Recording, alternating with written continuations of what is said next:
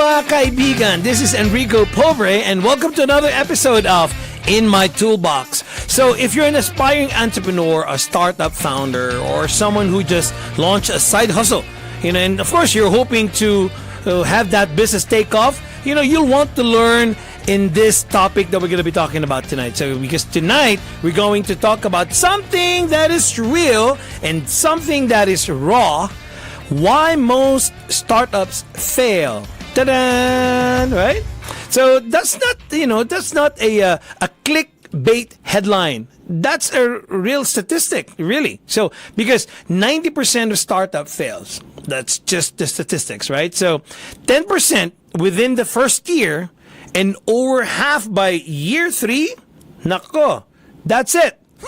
But here's the twist. Most of these failures could have been avoided. So for this episode, I'm going to break down the most common reasons startup fail. Okay, and most importantly, how to avoid them. That's something that you would want, or we all would want to learn from. So think of this episode as a what do you call this? A reality check. But also it could be a roadmap for you. So let's talk about no market need. So the number one reason startup fail because they build something that nobody wants. Sounds simple, but it's actually a trap most entrepreneurs fall into. They fall in love with their solution, but they never validated the problem. That's the issue. You may have the best idea that you think, of course, it's the best idea, but you never validated the problem. So I've seen founders develop, like apps that nobody actually downloads. They launch services, but nobody buys. And they pour everything into a vision they assume the world actually needed. So you have to ask yourself, are people already trying to solve this problem on their own? Who knows? That idea, thousands of people have thought about that too. Are they spending time or they spend a lot of money doing those? Is your solution, let's just say, 10 times better, or it's faster or cheaper? Because if there's no pain, there's no purchase. Solutions don't sell. Pain relief does. Okay, so that might be it. Let's look into the wrong team. I'm going to give you a harsh truth, guys. Right? Ideas don't build companies. The team actually do build the company. So many startup fails because, of founder conflict. Missing skill sets. I've seen that in some businesses that I've been with, or just plain old ego. I've seen solo founders burn out because they tried to do everything. I was in that position too. I can talk about that firsthand. I've seen co-founders implode because they didn't define their roles or didn't agree on direction. What you need is actually a balanced founding team. A visionary who sees the future. A builder who executes. Again, there's a visionary, right? In a business, there's a visionary. That can be you. You see the future. But there's supposed to be somebody who is a builder who's able to execute it. You cannot do everything. You have to make sure that you have a balanced founding team and someone who knows how to sell. If you don't have all three, you better hire or partner up fast. And one more thing, guys, choose co-founders like you chose a spouse.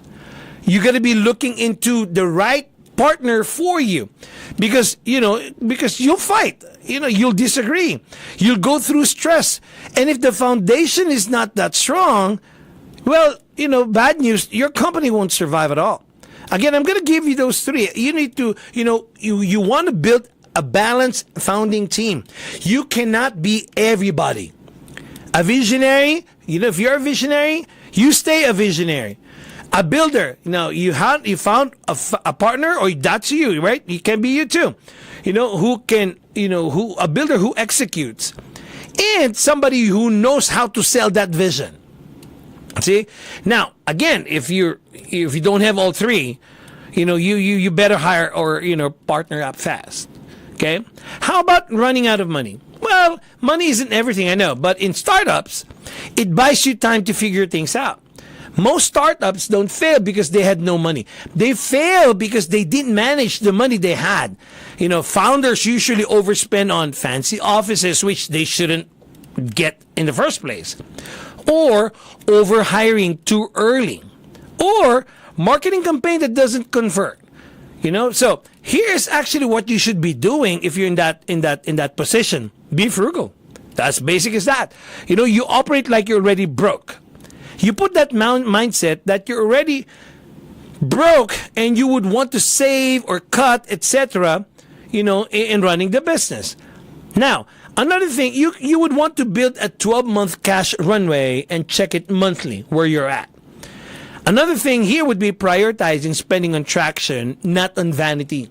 Because some people or some business people, they love the aesthetics of the business, but there's no traction at all.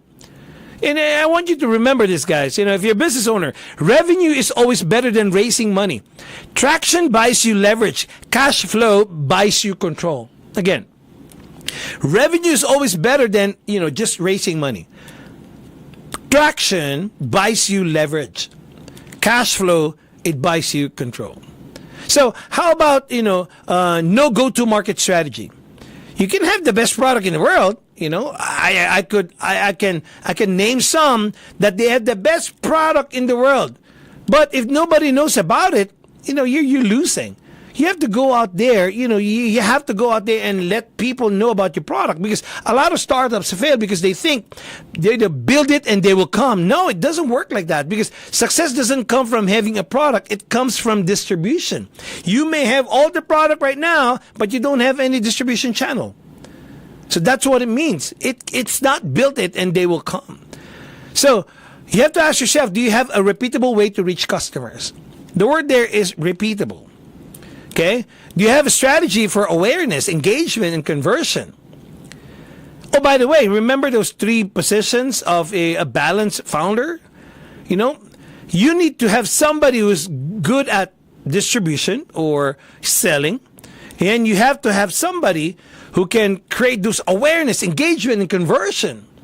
Okay? You have to also have this clear sales funnel. Again, guys, I want to make sure that we're on the same page. Marketing isn't optional. It's the oxygen of your business. Okay? So you have to learn how to use content. You have to learn, SEO, search engine optimization. You have to learn how to use social media. By the way, guys, it doesn't mean that you've posted one in Facebook and that's it. No. Statistics said, I think I've mentioned this one in one of our episodes long time ago. You have to maintain at least 6 social media, and then the regularity of putting it up there. That will actually make it work. You just don't have Facebook and then post it and yeah, I know it should work. No. There's a psychology and there's math and algorithm attached to it. Or you need to learn how to build strategic partnership. Your brand partners, your B2Bs, so you also need to collect and use customer data to scale, to scale a good go-to-market strategy that beats a good product. And, well, you look at this, guys. That good go-to-market strategy, even though you have a good product, it beats it every time. So, how about ignoring the customer? You know what kills the startup companies? Founder who stop listening. I've seen this one. I'm a consultant. When I talk to them, they would want to talk to you, right? But actually they didn't want to talk to you. They just want you to listen and that's it, right? There's nothing wrong with that, guys, right? That's what a consultant's for. But you have to listen too on the perspective of the consultant. Well, in the first place, that's why you hire a consultant, right? But some founders just, they just stop listening. I don't know whether it's an ego, tunnel vision, or just plain stubbornness. Many founders stop listening to the people who matters most. Sometimes they acknowledge the need, but they don't actually utilize that need if they found somebody who's going to be working on that need. So the real growth comes from, when you ask your users what they love or hate. Watch how they actually use, your product. And you have to listen to feedback, even when it hurts. Remember, you're a business owner. It's not always Christmas in business. So when you talk to somebody, I'm huge in feedback. I love listening to feedback. By the way, guys, there are people really are, they would love to hear feedback, but not everybody takes the feedback the same way. Okay, so even when it hurts, great startups don't fall in love with their product. They fall in love with their customer success. See, that's the difference. If your idea, that's your baby, that's good, right? And then, of course, you love your idea. That's why you brought it into fruition. But then again, you have to understand, you should fall in love with the customer success. They start talking about your product. They use your product. They're so proud about your product. Okay? Now, let's talk about scaling too early. This one hurts the most. A startup gets some traction. A startup gets, few sales or little attention because they post something in Facebook, right? Now, and then they scale. They hire a big team. They spend a lot on marketing, expand to new markets, but they forget they don't have the product market fit yet. So that's the key word there, guys. The product market fit.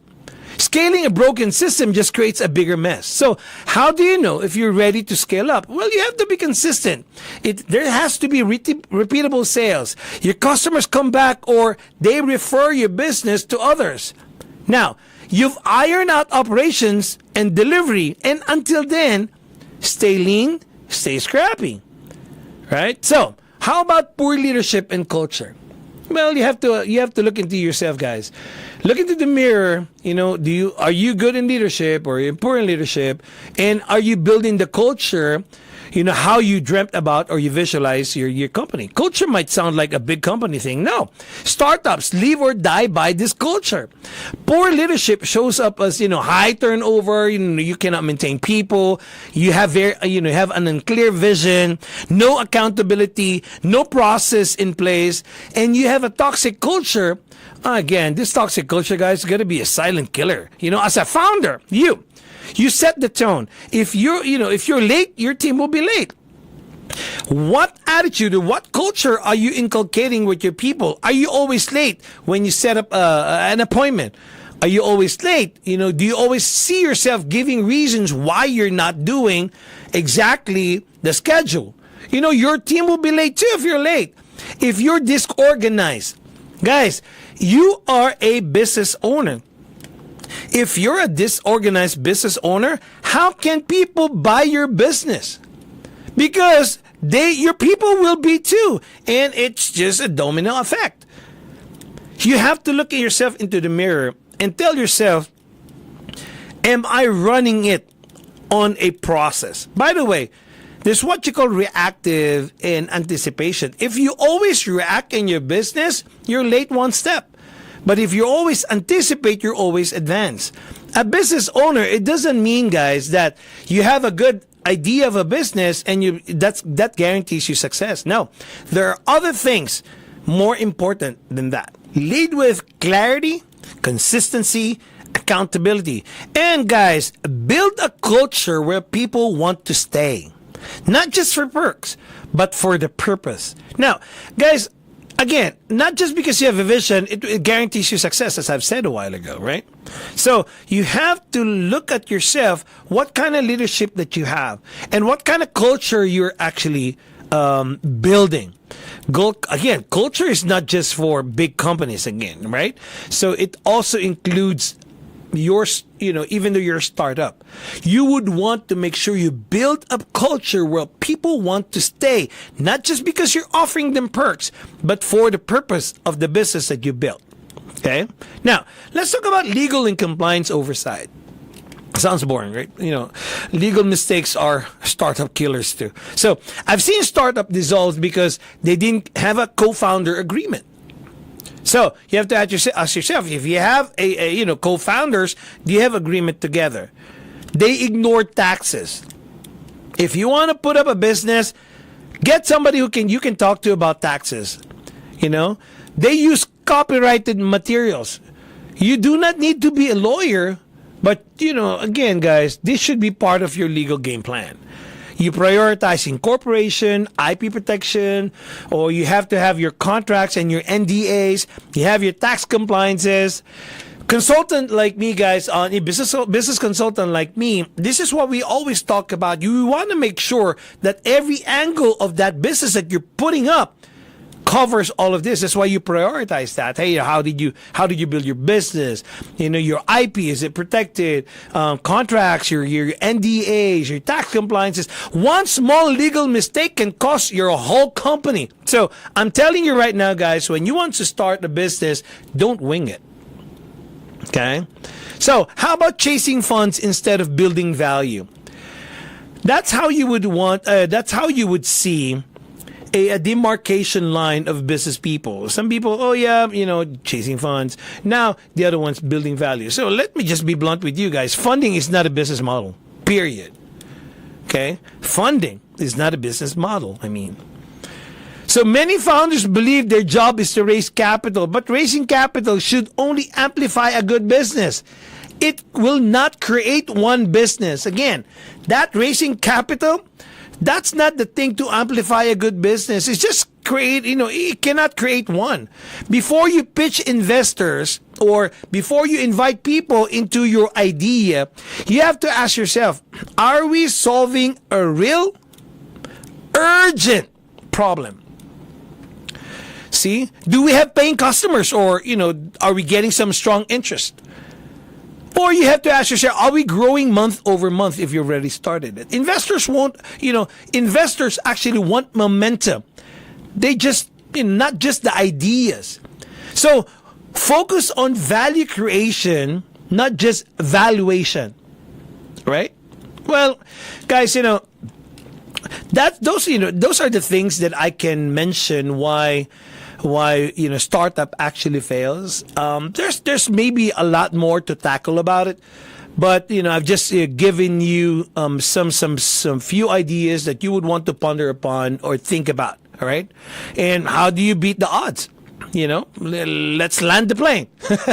Okay, so most startups don't fail because of one big mistake. They fall from a series of small ones that go unchecked. Again, it doesn't mean that you have that vision, it guarantees you success. Most startups, they don't fail because of one big mistake. Oh, I mess up. No, it came from a series of small ones that was not checked along the way. But now that you've heard this, guys, you're ahead of the curve. I'm telling you. So here's your startup survival checklist that I can give you. Number 1, validate the problem before building. Okay. You have to validate the problem. Yeah, you're offering some solution, but did you actually validate that there's a need, there's a problem? You may have all the best vision in the world, okay, but does your market need it? So you have to validate the problem before building one. Okay, another thing, build a complementary or a committed team. That team should be in alignment to you, and they're committed to build it with you. Well, it's not easy. It takes time to get those. It takes time to figure that out. But then again, if you find that, I'm telling you, you've solved that issue already of why you're not going to be failing. Spend money like it's your last. Be frugal. Don't spend it just because you have access to it. Make sure that money goes to exactly where it's supposed to be. Be frugal. Another thing I mentioned to you, master your go-to market strategy. Okay, so this is me. I always obsess in customer feedback. So you have to make sure that you get customer feedback.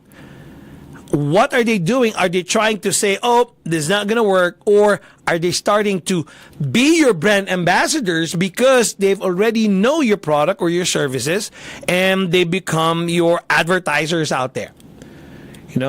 Scale, of course, when you're ready, not just because you have an idea, oh, I'm going to build 100 of this because of an idea. Scale it a little bit. See the market, how it's actually adapting to the market. Scale when you're ready. Again, not just because you're excited about your product. when you are ready. Numbers will tell you when you are, of course, a part of that would be, my confidence is saying now that I'm ready to scale up.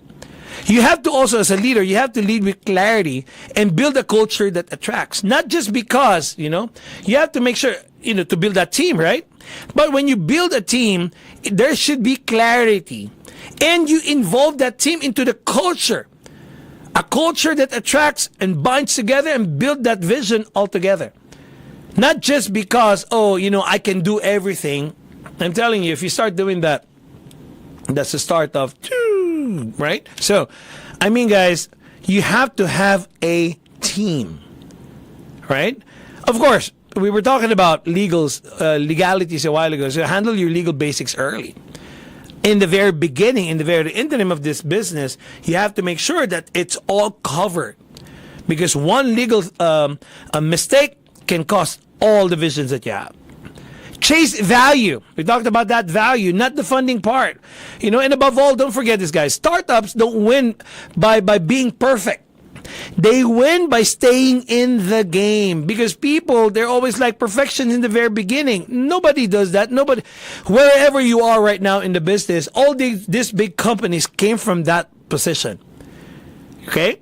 The only difference now is because the reason why they're there, because they stayed in that game. And they won. All right? So I hope, that last part there, startups don't win by being perfect, but they win by staying in the game, will be inculcated in your mind, and you bring this every day while you're growing your business. All right, that's it for today, guys. This is the episode of In My Toolbox. Again, my name is Enrico Pobre. Build smart, stay humble, and I'll see you the next episode.